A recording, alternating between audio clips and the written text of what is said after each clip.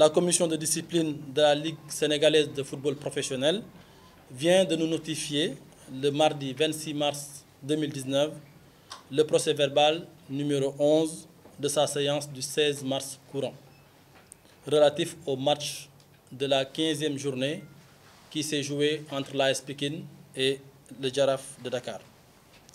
Ce match a été émaillé d'incidents causant de graves blessures à notre intendant Abdoulaye Niass et à l'entraîneur de l'équipe de l'AS Pikine, M. Djibril Fall. L'économie des décisions rendues en première instance sont les suivantes. La première a été celle de suspendre, à notre grande surprise, 2 sociétaires de l'équipe, à savoir Mame Thierno Dioum, qui a été mentionné dans le PV comme étant Mame Thierno Diouf, et Boubacar Traoré.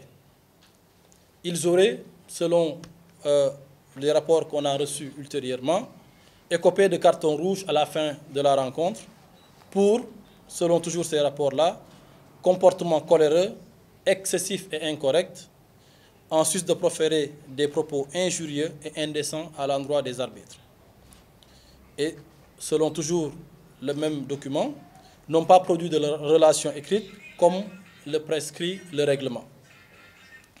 La suspension, ça c'est une autre mesure, la suspension pour 7 jours et 10 jours de banc de touche d'interdiction de vestiaire, respectivement pour notre administratif Armand Diong et l'entraîneur de l'équipe, M. Djibril Fall, adossé à une amende de 50 000 francs prononcée à l'encontre du coach.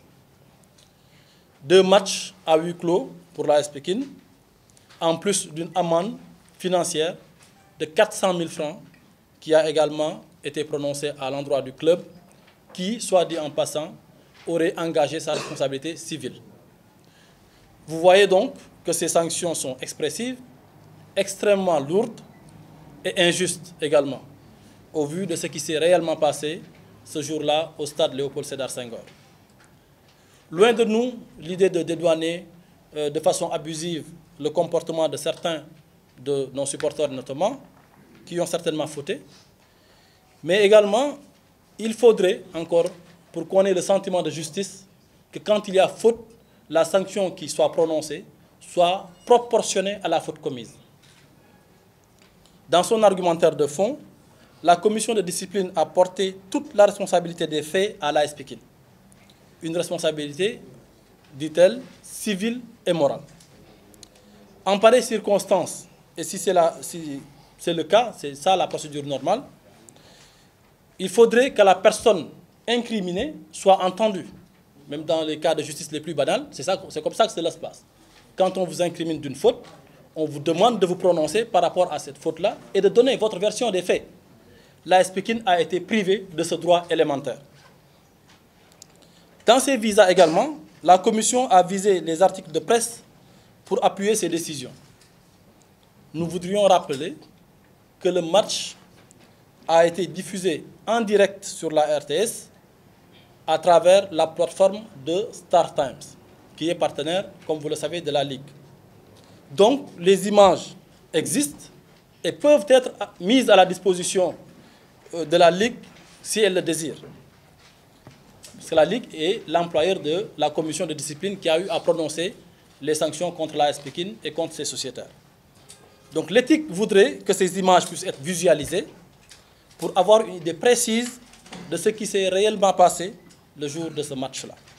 La commission donc a montré une légèreté incompréhensible en prononçant des sanctions sans même avoir visualisé les images qui sont à disposition et s'étant arrêtée uniquement sur des coupures de presse. Si elle avait visionné les images, bien entendu, elle aurait eu une nette idée que les joueurs Mame Thierno Dioum et Boubacar Traoré n'ont jamais été expulsés lors de cette rencontre-là, jusqu'à la fin du match en tout cas. L'expulsion, comme le prévoit le règlement, est matérialisée par le carton rouge qui est brandi par l'arbitre, vous le savez tous. Et cela ressort de l'alinéa 2 de l'article 18 du code disciplinaire de la Fédération sénégalaise de football et l'article 196 des règlements généraux de la même fédération.